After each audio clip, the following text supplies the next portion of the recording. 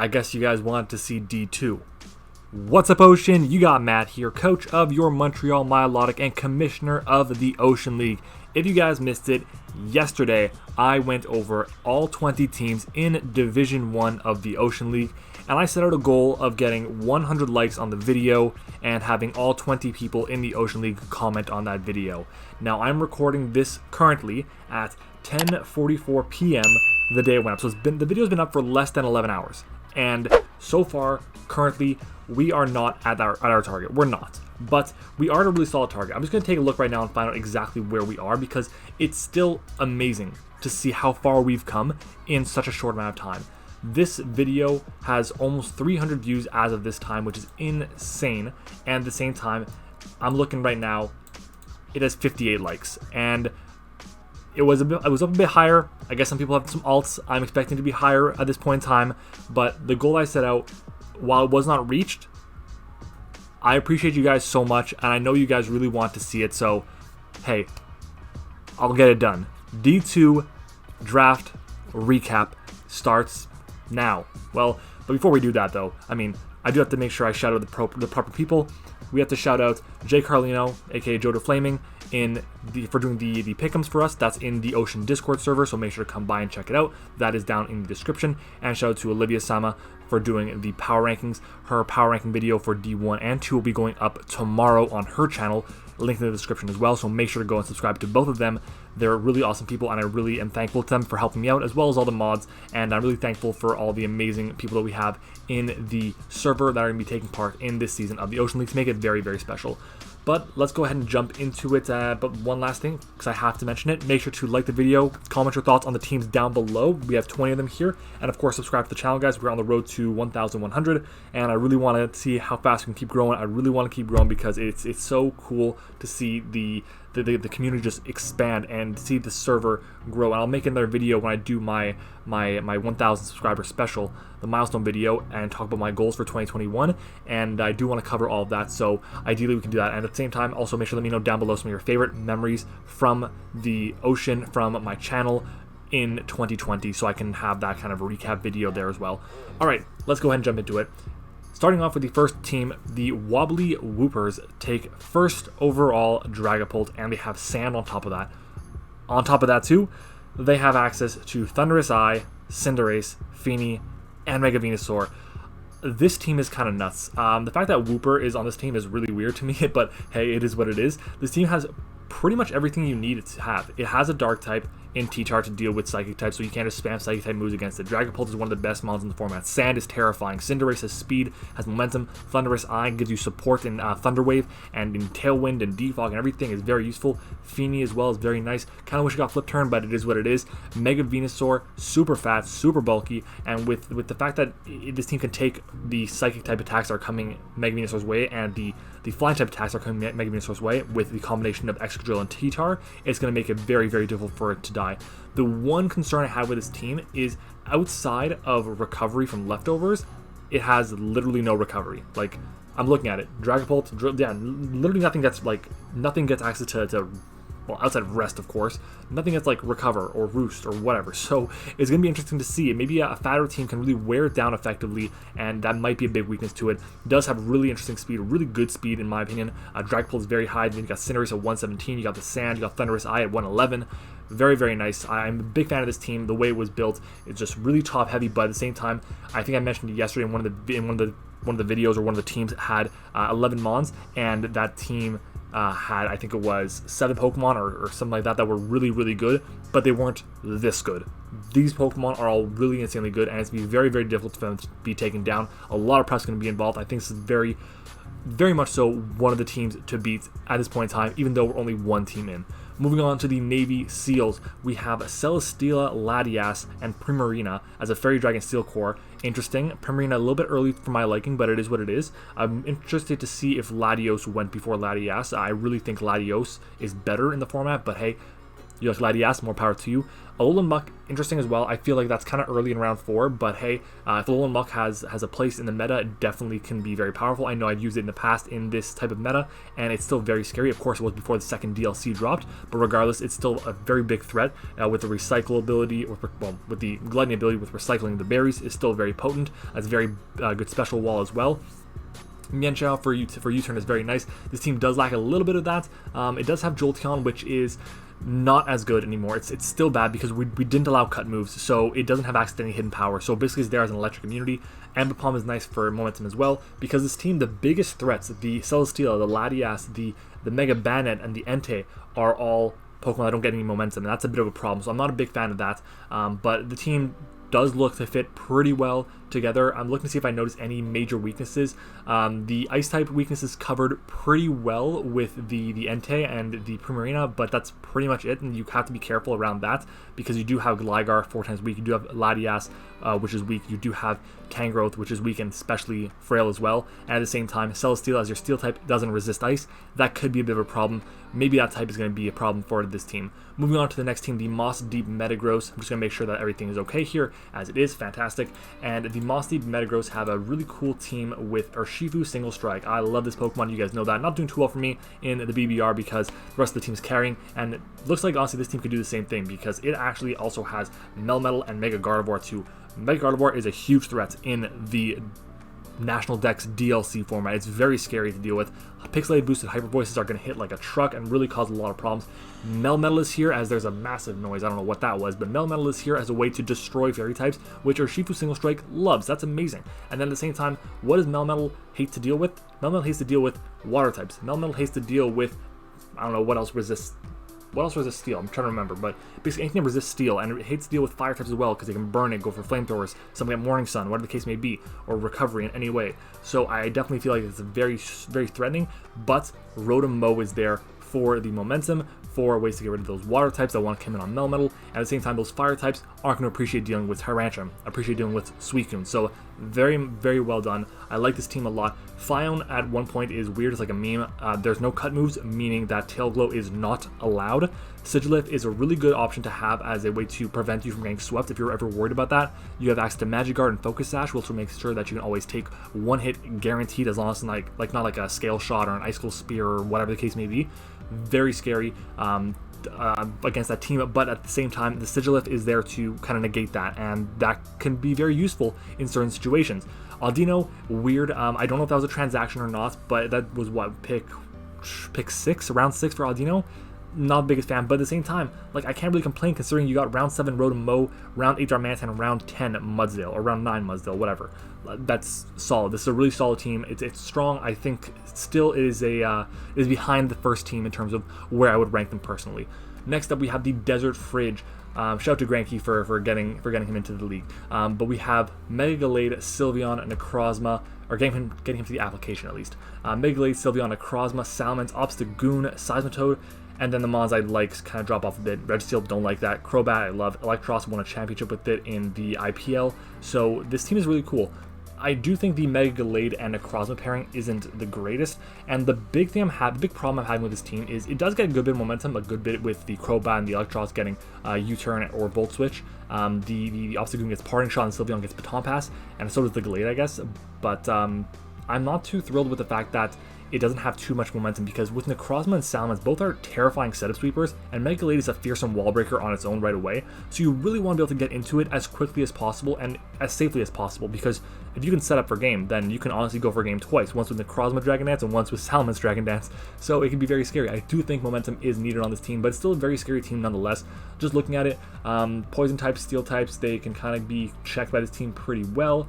Ice types are a bit of a problem considering your water type is also a ground type. I'm actually looking at it. This team literally has one ice resist. That's it. And on a team with Salamence and with Seismitoad potentially getting hit with Freeze Dry, and with Crobat having your only ice resist being a Registeel is not the greatest. So ice is a very common offensive typing that people like to have, and it could be very threatening to deal with the Desert Fridges team.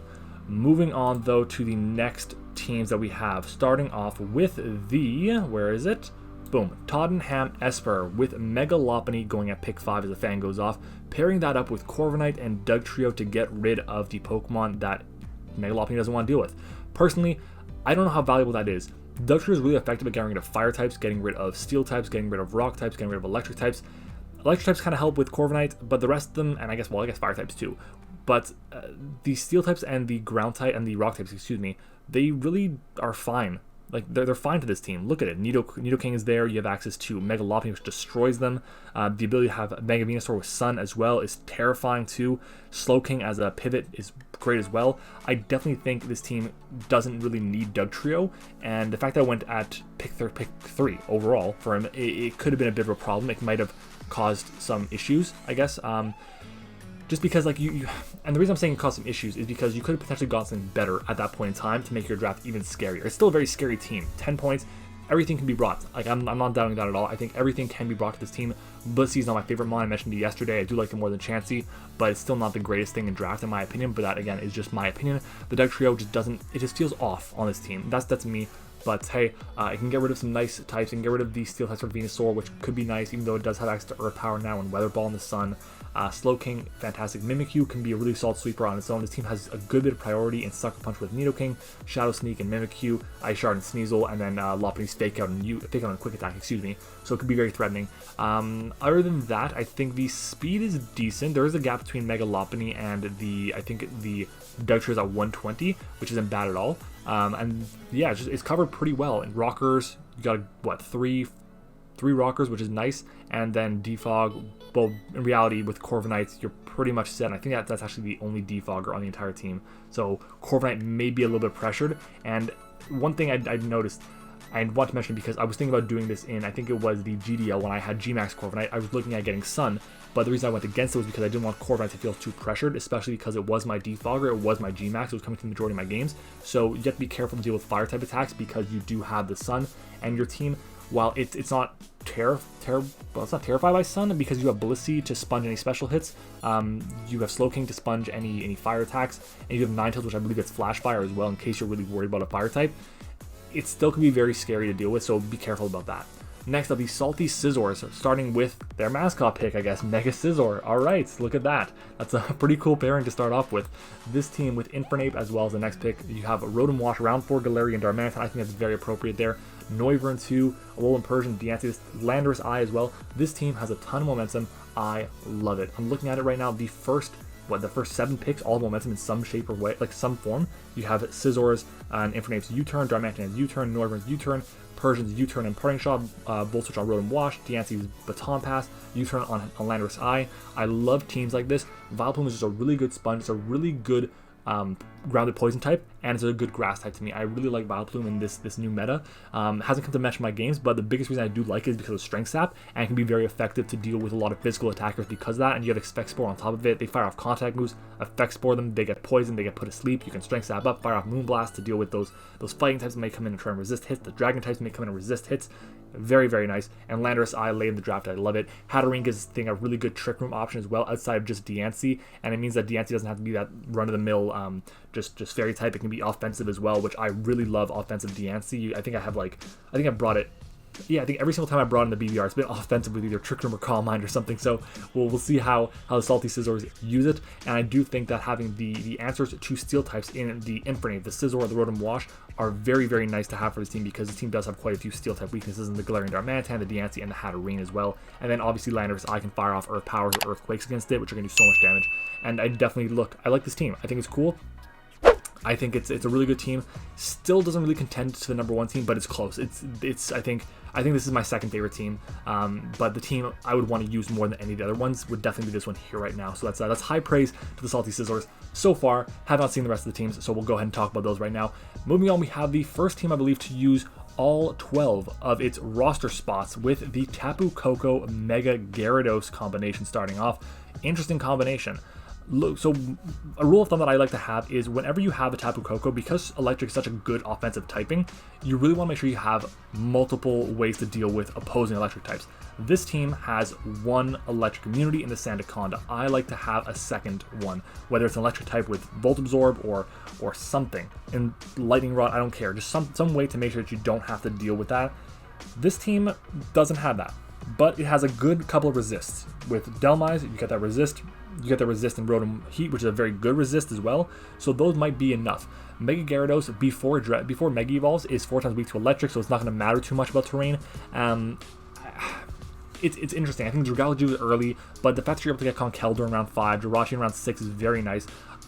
You got a really late Cryogonal, Miltank, and Sandaconda. I'm impressed by that, and Driplam as an Unburdened Sweeper could be very powerful, so I want to give you props on that. This team does have a lot of momentum, which is incredible, especially when you pair with Mega Gyarados, which is one of the most terrifying sweepers in the format. Pair it up with, give it a Dragon Dance, and oh my god, it's going to hit so hard, especially now that it has coverage for all these things. Power Whip is going to be insane to hit like opposing water types, which this thing kind of struggled with, at least a little bit, without Z-Moose. But hey, I think it's a very strong team. I don't like Jirachi, that's just me though. But for what it provides you, I definitely understand why giving you a Psychic type and a Steel type momentum, rocks, Wish support as well for Rotom Heat 2. It performs a very good Volturn core with your team with Coco and Rotom Heat, and as well with Dragalge Slip Turn 2. It can be very, very threatening. I like this team. I like this team. It's cool. It's a good team. Moving on to the next team, the Dallas Darkrai. Pick the round 1 Dracovish for 13 points. I think this is going to be the least expensive round 1 pick in the entire draft. But hey, you want to use Dracovish? Go for it. You're going to have to take it, especially at pick 8. If you want to use Dracovish, you probably have to pick it first round because it's not going to make it back to you, I don't think, especially in a 20-person draft. So, looking at it though, how did you pair the Dracovish? Well, the fact you went with Alolan Raichu round 4 is interesting to me. Blacephalon, I also don't like the pairing with that. I get why it was done. Like, you want to have a really good way to beat down grass types, which Blacephalon definitely does. The issue is, I really want to focus on ways to get Dracovish in freely with momentum, because if you can get Dracovish in on the right matchup, you're clicking buttons and you're just clicking the button, Vicious Rend, and you're winning the game. And that's kind of what it can do. I'm looking at it though, and you have Mandibuzz, Raichu, Ribombee. I think Pincurchin gets Volt Switch, but I'm not positive. Milotic gets Flip Turn, and that's it. Nothing else really gets any momentum. Maybe Drizzile does, but I'm not positive on that. But hey, I think there should be more. I think this team is really balanced. It's very balanced. It's a very fair team, and a lot of teams, the best teams aren't the ones that are fair. The best teams are the one that you look at and you're like, oh my god, this team does something that no other team can do, and something that is just unfair to everything else. So this team doesn't really have that, but it fits really well together, it looks like to me. I'm not a fan of Alolan Raichu and Pincurchin together. If you couldn't get Tapu Koko, just don't get Alolan Raichu, get something else. You can get a different Psychic type whenever you want. There's tons of really good ones. Reuniclus, Gothitelle, there's really, really solid ones around, so you can always grab one of those instead of the Alolan Raichu. I get it with 6 points, but did you really need to spend 5 points on Sceptile? It depends. At the end of the day, webs are nice on this team with Dracovish. I love the pairing of webs with it. Mandibuzz is a great pairing with it too for U-turn on momentum and utility and everything is what I'm trying to say. Milotic, my baby, it's there. Have to give it some love, and it definitely helps out Dracovish, because Dracovish is not a water type, it is also not a dragon type, it is a move. And ever since I was told that, I firmly believe that, and I'm going to say, yeah, that makes a lot of sense. I think it was actually Liv that told me that. Was it Liv or Josh? I think it was Josh, but I'm not positive. One of those two. Regardless, very, very scary team. I like it. Mega Aggron is one of my favorite Mega, especially considering that this team doesn't have a Wish Passer, and Mega Aggron really appreciates Wish and momentum. So if there was a good solid Wish Passer on this team, I would be a lot more impressed. If the Raichu was replaced with something like a Psychic type that gets Wish, sign me up. It's really cool. Moving on though, the next teams that we can look at to move on to the number 9 is going to be the Seattle Sea Kings with the round 1 Landorus Therian. Other than that, Victini and Urshifu Rapid Strike and Raikou. I mentioned yesterday I like Zarude in this format. I'm starting to like it a bit more. Just the typing, what it provides, the bulk and everything is very cool. The speed tier as well, very nice. This team has a good bit of speed. I like the fact that speed tier ends at 115. It's not bad at all. You have Zarude there at 105 and Victini at 100. Landorus T at 91. Urshifu Rapid Strike at 97, I believe it is. So that's not bad. Porygon Z at 92. It's a very fast team, and you pair that with Alolan Sandslash. Why Alolan Sandslash? I don't know, like, did you want just a Rabbit Spin, or is that what it was? Did you want a Steel type? I mean, you have Klefki. Did you want an Ice type so badly? I don't think it gets Ice Shard, so why go with Alolan Sandslash? A little bit confused there, but hey, it is what it is. This team is very solid, has a good amount of momentum. Like, I think, the first 5 Pokemon get momentum. You have access to Teleport on Porygon Z as well. I like that a lot. Getting into Hoopa. Hoopa is very underrated, especially in this format when you don't have access to Pursuit. A Pokemon like this, which is Psychic and Ghost, I believe it gets Trick Room as well. If you can get up a Trick Room, or even just a Nasty Paw, you have a Focus Sash on this thing, you manage to keep rocks off your side of the field. I'm looking at this team, it might be able to do that pretty well with Prankster Defog and with Landorus' Defog. Then you can just kind of get a kill guarantee with Hoopa. Hoopa. It hits so hard. So be aware that I think Hoopa is going to be a very underrated threat for this team. And this team does support the Urshifu Rapid Strike really well. Look, I'm one to talk, won a title with it. I really like this Pokemon, and it really struggles with Psychic types, and it really struggles with opposing Water and Grasses. Those are the big types that it has problems with. And you look at it, well, Fairy types aren't not so much, but those are the 3 types. Psychic types, even though because they're not going to get, like, yes, they're hit neutrally with Surging Strikes, but a lot of them are really bulky and can hold a Rocky Helmet. That's why. So how do you beat Psychic types on this team? Well, Zarude is there, Hoopa is there. That's pretty good ways to beat Psychic types. On top of that, how do you beat Water types? Well, you have access to Raikou. How do you beat Grass types? You have access to Victini. This team is really solid. I think this team is going to do well. I'm looking forward to seeing what they're going to do. I kind of always want to use Klefki, and I do like Porygon Z. Hey, you guys took it to heart when I said, I don't know if the coach of the Seattle Sea Kings was around when I had the team, when I mentioned the team with Urshifu Rapid Strike and Porygon Z, but I've always been saying the Urshifus are so good with Porygon Z or any Pokemon that gets download because they force everything to be physically defensive. Literally everything has to be physically defensive, especially on this team too with Landorus and Victini on top of it. You add on Porygon Z, which will then get a download boost and special attack. Add a Choice Specs or a Choice Scarf. Oh my god, just forget about it. It's going to hit so hard. Just a bit of advice, don't feel like you're forced to run download every week because of that reasoning. Adaptability is still a really good good ability, excuse me, and not many teams have access to really good normal switch-ins, so be aware of that. Moving on to the Delhi Pulse, Mega Mawile and Zygarde 50% as your, Fairy Dragon Steel Core right there. I think that's awesome. This team, I'm just looking at it right now. Oh my god, I like this team a lot. Scrafty is early to me. That's early to me. The fact that you have, 3 Steel types too, that's weird to me, but if you really need what Fortress provides, fine. I just think that you could have gone a different route. But yeah, Scrafty was too early for me. Love Alakazam, especially at round 7. That's amazing. Nasty Plot is legal. Focus Sash with Magic Guard, just being able to guarantee Sponge a hit, fire off a guaranteed attack on something. Oh my god, amazing. And Zapdos. I cannot speak highly enough about Zapdos as a Pokemon. It is really good, especially with Hurricane now. The fact that it gets access to Static too as its ability, amazing. And I look, the fact that Zapdos is round 3, come on, that's great. And there is a pretty big drop off to me from the first 3 to Empoleon, and that's because Empoleon is getting recovery. My feelings about Empoleon are made, like Defog and Rocks are nice to have, but the fact that its typing isn't the greatest to me and doesn't get recovery is what's holding it back. If it got Flip Turn 2, which who knows, it might in later generations, then it would be so much more terrifying to deal with, of course. But yeah, I think Roserade as well is a really solid pick too to help deal with opposing fairy types that the Zygarde might struggle against, even though the Mawile is around. It's just something that's a bit of a faster threat. I'm looking at it though, outside of the Alakazam, which I believe is 120 speed, there's the Zapdos at 100, and that's it. So there's a pretty noticeable gap there around the 115 range, so be ready for those Pokemon to cause a lot of problems, and Zapdos majority of the time doesn't want to be offensive, so you kind of have to rely on, there's being Pokemon even at the 110 range that can be creeping for Zygarde 50% instead of for Zapdos, so be aware of that. It might be very scary to deal with. Moving on to the next thing, the Bristol City Bewares with Tornadus T and Toxapex, and does it have any other regenerator Pokemon? It does not. I got killed by, I can't remember who it was, but someone mentioned that I didn't comment the regenerator team last video on yesterday's video, so I'm going to mention it now. This team does have a generator core. It is with Toxapex. I do not like Toxapex. Toxapex round 2 to me is not a good pick, but hey, if I'm proven wrong, I'm proven wrong. This team does go with 12 Mons, interesting enough, and I don't like 12 Mons. That's just me personally, but hey, you can make it work. Like, Tornadus T is very scary. I'm looking at it though, I'm noticing there's not a good bit of immediate offense. Like, Tornadus T is nice, but a lot of times people want to run it more bulky, more defensive with boots to make sure you can take a hit. It does get Nasty Plot, so it's a really scary mon nonetheless, but a lot of the times people do want to be more supportive and a good pivot because it is really good at that. You do have access to the Hail Core with a little Ninetales and Arctovish. I like Arctozolt a bit more than the Arctovish because it gets access to Bolt Beam coverage, and that's really good.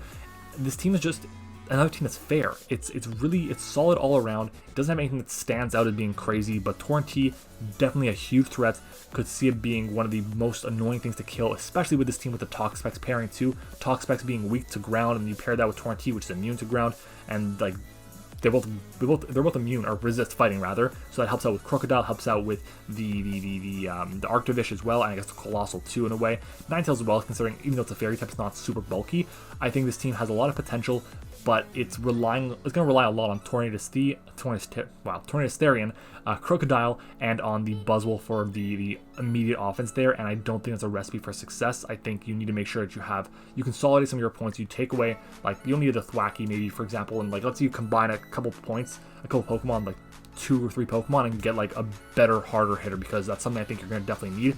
But hey, we'll see what happens after your week 1 games. We'll see if you want to make the decision. I do think, though, it is a very good team. Just to me, it has some flaws that, you know, would make it so I'm not that comfortable using it, and that's the fact that it doesn't have that immediate offensive punch right there. Moving on, though, the next team is the Gibby Gibbles with Mega Diancie as its first pick. I love the Mega Diancie pick. I think it's really cool, and this is another team that kind of did it right in a way. Superior at 9 points. I don't like that. Without hidden powers, it's not great. For third round pick, don't like that. Skarmory, second pick, not a fan of that. Then you pair that with Spectrier and Volcarona, you're fixing that really quick. With Araquanid 2, Spectrier, Diancie, and Volcarona behind webs, I can get behind that. Haxorus 2, come on. Surfetch as well. Surfetch is like, it's not the fastest thing in the world, but it hits like a truck. I think it's like got like 135 in its attacking stat, which is great. Here's the issue, though. Chansey. I don't like Chansey. I'll be honest. Maybe you want a really good normal type. There's probably better ones out there. I'm not going to lie.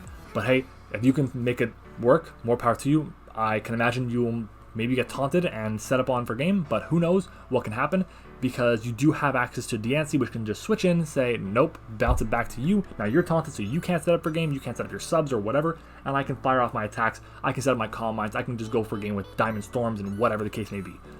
Very scary, very good. Looking at it, hazards, you do have a good bit. You have the rocks on Stunfisk, on Chansey, and on Skarmory, and you do have access to webs on the Araquanid 2, which is not bad. In terms of momentum, Baton Pass on Diancie, U-turn on Volcarona, which is not a very common move, and that's it. Nothing else. That's going to be a problem, I think. I think really with this team with Spectrier, with Volcarona, with Diancie, and Haxorus as well, you want to have a good bit of momentum. At least 2 more Pokemon, I think, would be good to have, just to be safe in that regard. I could be wrong, honestly, and this team could do amazing, but we'll see how it goes. The Gibby Gibbles are team number 12. Moving on to number 13, we have the Academic Espionagers, Clefable, Mew, Ferrothorn, Garchomp, Keldeo. Gross. That is so gross. Okay, let's unpack this. Clefable as the first pick number 13. I don't mind it. There are some picks that happen later on that I think are a little bit better, but hey, Clefable is still really good. I love it. I think it's one of my favorite Pokemon to use. Mew, same thing. Surprised Mew actually went to pick 13. That's disgusting. And then you pair Ferrothorn with Garchomp too. Ferrothorn has a couple weaknesses, Fire being the most notable. Garchomp has a couple weaknesses, Ice being the most notable. They kind of cover each other decently well. And then you got Keldeo on top of that. That's great. Having access to a really good slow pivot in the Clefable with Teleport is extremely nice. A fast pivot with Mega Manectrics, Volt Switch is also really cool. I think this team has some good amount of utility to support the power that is going to be the Mew as a setup set, or as a offensive set just off the bat, or as a defensive set even, because it can do anything, and as well as Garchomp and Keldeo being an offensive breaker. Aerodactyl is scary. It is a scary Pokemon, so be careful. Even though it's 10 points, doesn't seem that assuming or that threatening, it is scary, so be ready for it, whoever is playing this, because it could be very problematic for many different teams. And I think this team did a decent job of supporting you pretty well, because with Clefable and Ferrothorn, and with the combination of Garchomp as well being potentially defensive, and Drapion definitely being potentially defensive, Mew doesn't have to be defensive, and that's the big thing.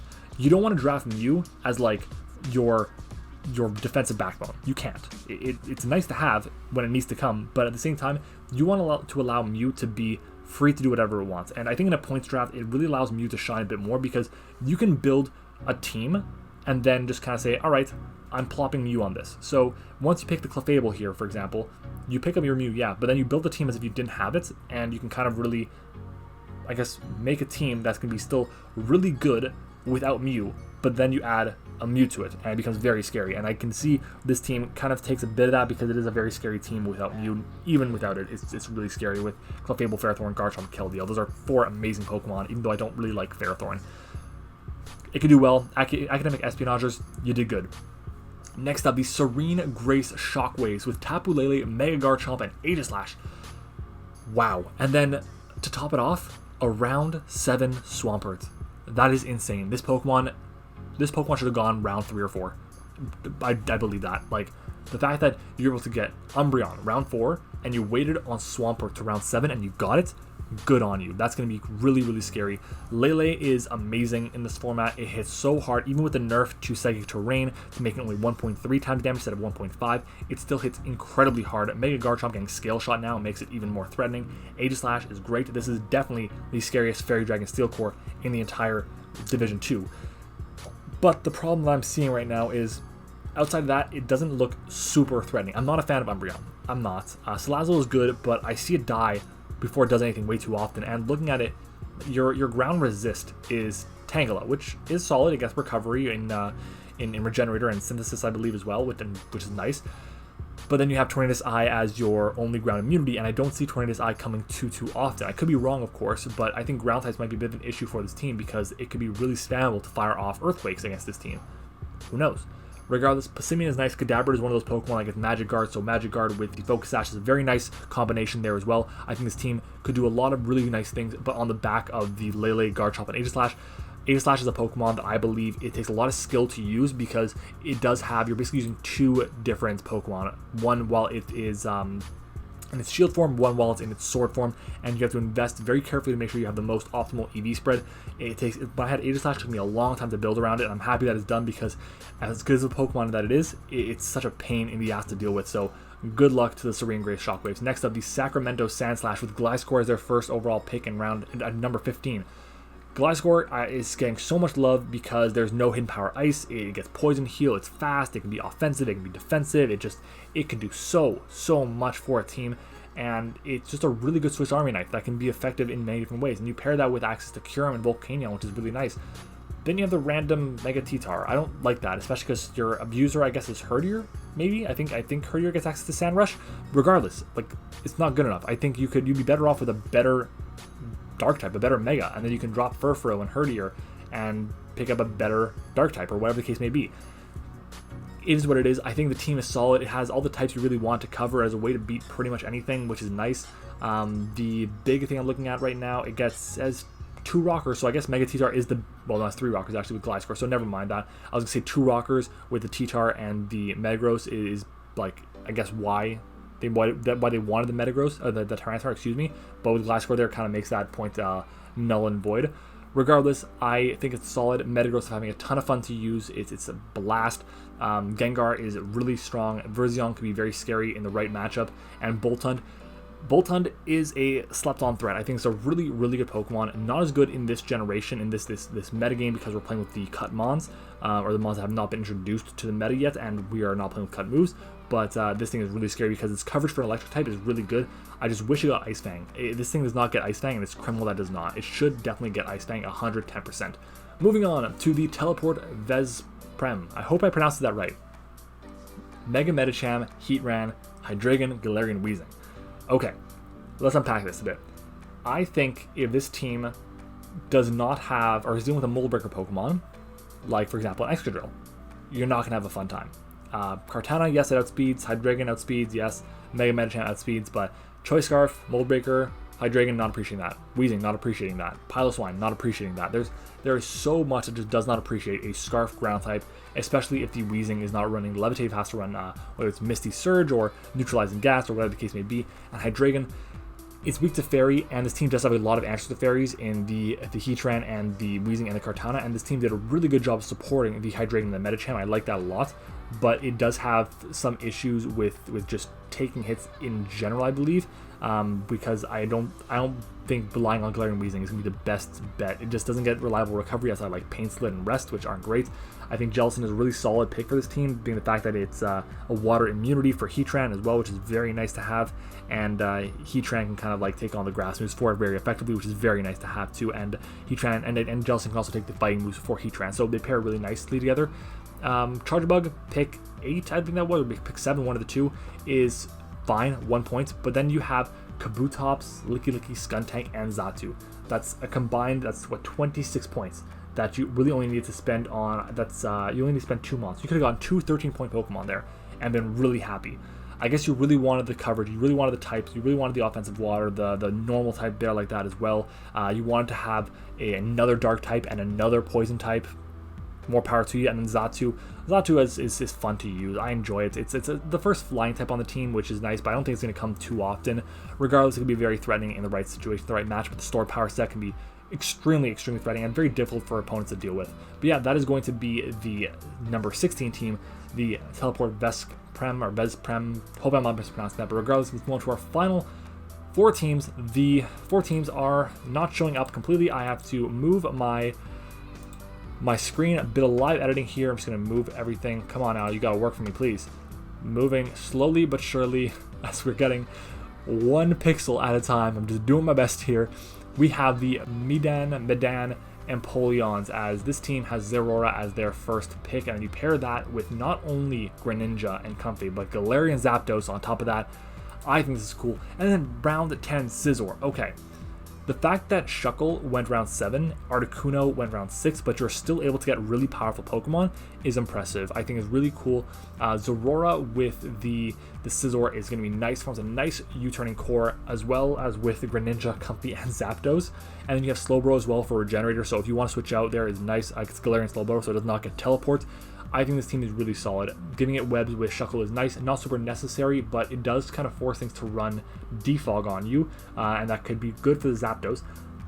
I believe Shuckle gets Spikes. I could be wrong on that, but if it doesn't, Spikes would have been very nice on this team. And I do think that's mostly for the Galarian Zapdos and the Zeraora, because they very much appreciate that. This team takes fire hits, not the greatest. I'm not that big a fan of the way it takes fire hits. It does have Chandelure for flash fire, but not always you want to run flash fire. Sometimes you want to run Infiltrator. And Chandelure's matchups sometimes can be very specific. I can see majority of the time the team is going to be bringing Zeraora, Greninja, Comfey, Galarian Zapdos, Scizor, and then maybe the Slowbro, the Gudra, and the Chandelure. Those will be the last few that are going to be coming mostly. But I do think it's going to rely a lot on its like first 4 and the Scizor. But hey, that's just me. I think there are ways around that, and I think one of the ways around that are just going to be play really offensive. Don't expect to take many hits, and just keep up the pressure, keep up the momentum, and go for game as quickly and as fast as you can. Moving on, the Belfast Blossoms. Okay, so earlier on I mentioned I thought Latios should have gone before Latias, and Latios went after Latias. So if this team had Latias, it'd be a lot less threatening. It would be a lot less threatening. Megazord X with Bulu, but Latios as well. Very scary. Double Dragon types, and your Bulu is a Bulu. I'm not a big fan of type Bulu, but you do have a Magnezone, which Magnezone can kind of really rip holes in fairy types. Same thing with Nihilego. They really do that effectively. Moltres as well as your second fire type with Incineroar is interesting too. I think this team has a lot of... It's your third fire type, actually. Wow. This team has a lot of type overlap, and I don't like that. But it can be very scary because it really hits hard. The team is 10 Mons. They all can do really good work. Baton passing stats is banned in this league, so Orbital can't do that, but it can provide webs for Charizard, so it can run a Swords Dancing set. For Latios, so it can run a Spec set or something. Nihilego doesn't have to run a Choice Scarf. Mamoswine can be Adamant Band, whatever the case may be. There's a ton of hard hitters and a ton of really good momentum Pokemon in the Magnezone and the Incineroar and the Moltres, and I believe that's and the Orbital, I guess, as well. But it feels like there's something missing. It feels like one of these 3 fire types could have been something else, and you could have gone with, I don't know, maybe a better fairy type or something like that, because I'm not a big fan of Bulu, but that is just me. And I do think there are ways around to beat this team. I think this team is also have some really... He's going to have some matches where it's just going to auto-win because teams are not going to appreciate fire types, and this team has 3 of them, so it could be problematic there. And I'm looking at it, this team, while it does have 3 fire types, the Bulu being a good sponge to water hits is very nice. The problem I have with it is this team doesn't have any Heal Bell on it. It doesn't have any Aromatherapy on it. I believe Bulu does not get Aromatherapy. And the problem is because the most common water type move is going to be Scald, and if you go for Scald on the Bulu, you burn it, that really sucks. And a lot of the Pokemon in this generation, in this metagame, because it is including the Pokemon from the entire Dex, almost every single one of them gets access to Toxic. So if it's a water type going for Scald or going for Toxic, well, Toxic is pretty free because you can still poison the Bulu, you can still poison the Quagsire, and you can still go for Scald if you really need to. So it is a 50-50 decision there against this team, but it's not the greatest 50-50 in the favor of the Belfast Blossoms. Moving on though, we're going to go to the Cape Cod Comfies with Rillaboom, Slowbro, Mega Aerodactyl and Arcanine as their first 4 picks, and then one of my favorite Pokemon this generation being Vikavolt is very cool. Not a big fan of Floristone this generation, not really. Regardless, I do think this team has a lot of utility, good bit of momentum in Volt Switch, in the Vikavolt. Arcanine gets Teleport, so things with Slowbro, U-Turn on Rillaboom, and with Flygon as well. Volt Switch on Cobalion is nice too. To get into something like the Mega Aerodactyl or your offensive threats is really nice to have. I would love to see another Regenerator Pokemon to pair with the Slowbro, but you can't always have that. And I do think that this team supports the Snorlax decently well. Has a really good way to beat down the fighting types in the Florges, the Slowbro, the Mega Aerodactyl as well. Can really all handle them effectively, as well as Haunter being immune to the fighting type attacks. I don't like the pairing of Golem and Mightyena here. I get if you just want it for types, fine. You don't have a dark type on the team, so Mightyena works, I guess. Alolan Golem, I don't really see why. Do you really want to trap steel types? Is that why you want it?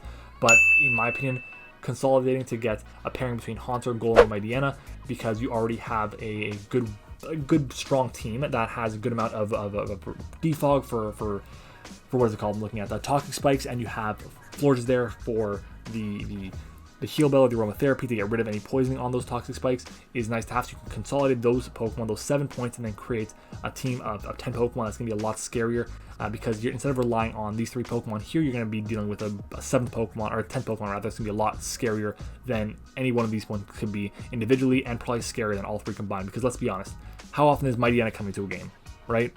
Not very often. Moving on to our last team, the LA Luxrays, as we are 41 minutes. Wow, oh my god, went a lot longer than I expected. Mega Heracross with Whimsicott and Gardevoir. Interesting, because I did not expect Mega Heracross to go first. This reminds me of one of the teams that we had in the D1, where I think it was one Pokemon that was 15 points and everything else was like 13 or below. This team has 2 Pokemon at 14 points and then a bunch of Pokemon 11 or 12 below, and you get Sand at the end, which is kind of cool. But you pair Sand with Dragonite, and the issue that I'm seeing with that, because so I obviously have Hail with Dragonite in the NCP, and that's not the best pairing because of multiscale. The issue with this compared to that is Sand is a bit better than Hail, and you're spending, in this case, 21 points on Sand compared to what I spent like 9 points on Hail. So you're going to want to bring the Sand a good bit, and it can be very scary. Sand, don't get me wrong, has a really solid matchup, but I don't really understand the pairing with the Dragonite. You do have access to, what else? Regieleki, which is decent. I'm looking at the ways to beat down the ground types this team has.